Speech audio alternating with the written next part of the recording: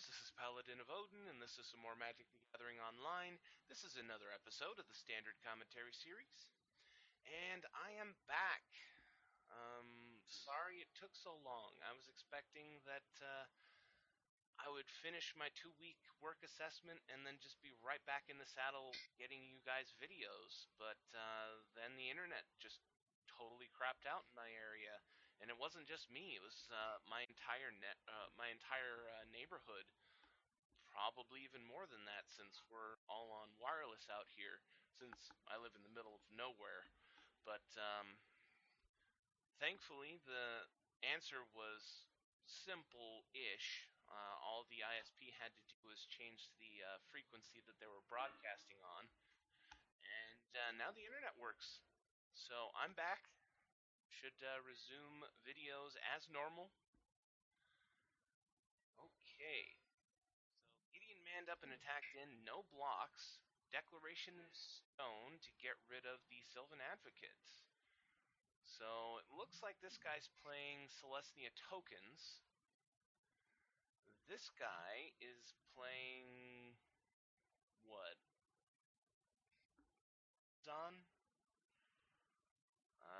Ever since, the rotation, I haven't really looked at an Abzan deck list, mainly because it's just been falling out of favor so fast. But it looks like he's running the same colors and just updated the deck list, possibly. And I don't see why you couldn't. I mean, Selesnya Tokens is basically just what I imagine this guy's deck list is, only without black. Deathcap Cultivator is attacking in, going after Gideon. He's a 3/2 Death Touch. Ultimate price to kill off the 2/2 Knight token. And, either he takes 3 and goes to 2, which wouldn't really be that big a deal, I don't think, or block with the plant token, which, why wouldn't you? It's easy enough to get back. Just +1. Make a plant token.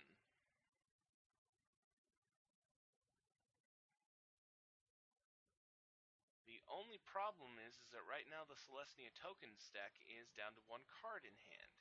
So he's pretty much stuck making the token creatures so that he can try and clog the board and keep his planeswalkers alive enough, long enough for them to make a difference. And keep stacking those clues at the end of turn, get some more cards. I'm still not a fan of clues. I think that they are far too slow, and I get that that's the whole point that Wizards is going for in the new standard, but, I still think they're garbage. But, what works for the goose works for the gander, so the other side throws down Nissa and Gideon and makes plant token and Knight token.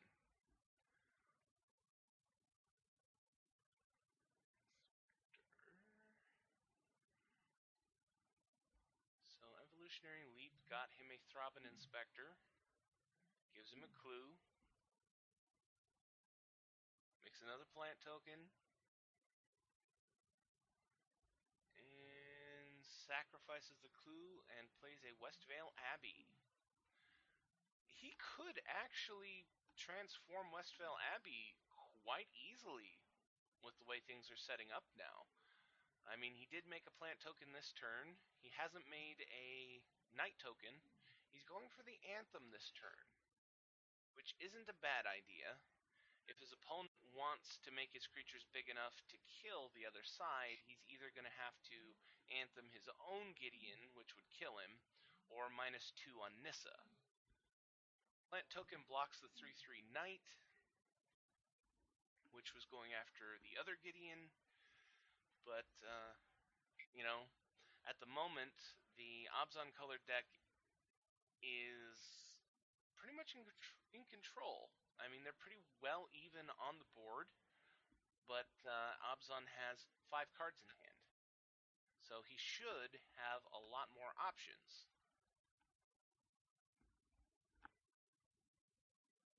Oh, and there's Languish. That will clear the board. and then afterwards he can just make his own tokens again. And that also slows him down so that he can't possibly transform Westvale Abbey. So, activating Evolutionary Leap. Why not? You're going to be losing your creatures anyway. You're back. Found Throbbing Inspector and Hangerback Walker. So, tapped the Deathcap Cultivator for the mana before he died, and then throws down Tireless Tracker, which makes clues like crazy. Okay, so he manned up Gideon.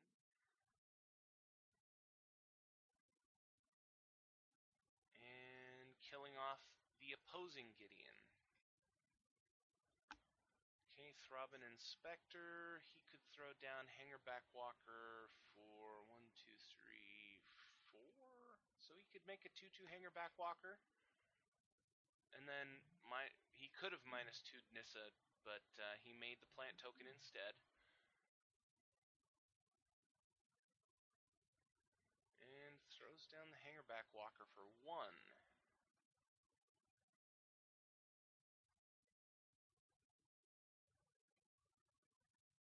Follows it up with sacking a clue.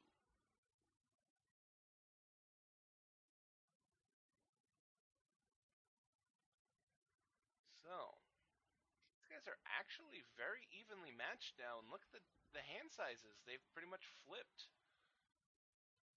Okay, sacking the clue token. Yeah, the clue token to draw a card, and he point with, or the counter with the Dramokus command, which kills it off, gives him 2 Thopter tokens, which are 2/2s because of the emblem, and Tireless Tracker dies. So things are actually looking pretty good for Selesnya Tokens now because he has flyers and the other side doesn't. And then on top of that, Nissa can go -2 and make them even bigger. So Abzan mans up Gideon and is attacking Nissa as you'd expect, and he chump blocks with the plant token, also like you'd expect.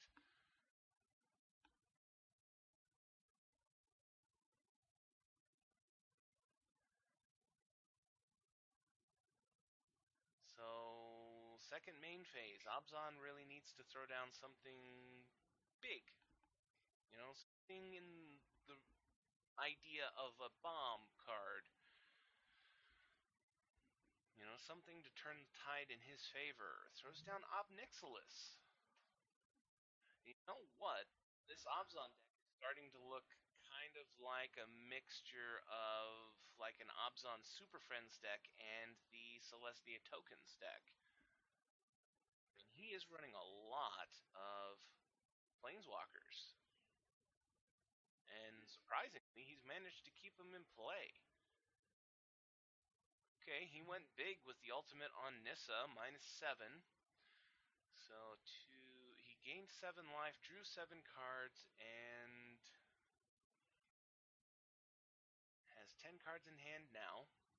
3 creatures in play. So now the ball's in his court. At 27 life with 10 cards in hand, 7 mana to play with. The only thing that the Abzan deck has going for him right now is the fact that he has 3 Planeswalkers.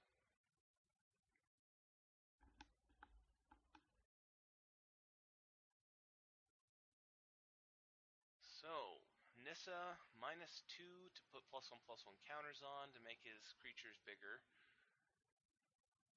And no reason not to attack in with the flyers. He has the life total to absorb whatever this guy can throw out. At least for a turn. So, which Planeswalker do you kill? Probably Obnixilis, so that he can't pick off your creatures. And that's what he's doing. He's going for Obnixilis. No response available from Abzan, so Obnixilis dies. Second main phase.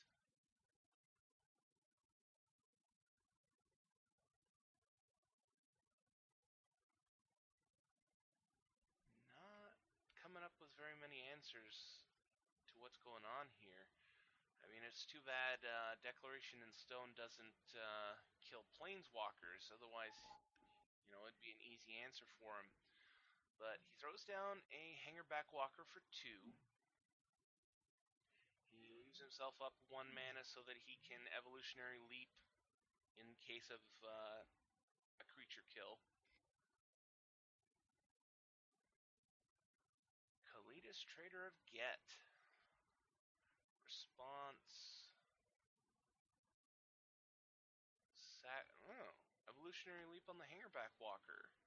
So he'll get more of the Thopter tokens. And Abzan concedes.